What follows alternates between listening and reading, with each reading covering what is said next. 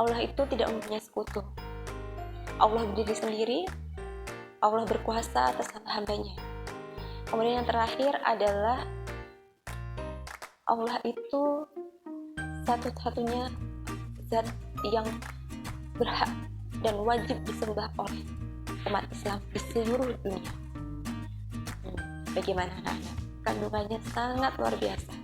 Walaupun ayatnya pendek-pendek, ya kan? Nah, oleh sebab itu ketika kita membaca suatu surah, tidak hanya surah Al-Ikhlas, kita harus tahu kandungannya, maknanya, agar kita bisa mendalaminya. Nah, tadi di awal kita sudah mengetahui, ya kan, kenapa disebut surah Al-Baqiyah. Kemudian kita sudah mendengarkan video tentang surah Al-Ikhlas beserta artinya. Dan yang ketiga adalah mengetahui bagaimana kandungan surah Al-Ikhlas.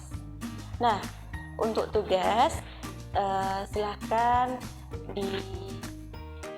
dihafalkan surah Al-Ikhlas dan artinya, kemudian dikirim ke wali kelas masing-masing. Iya.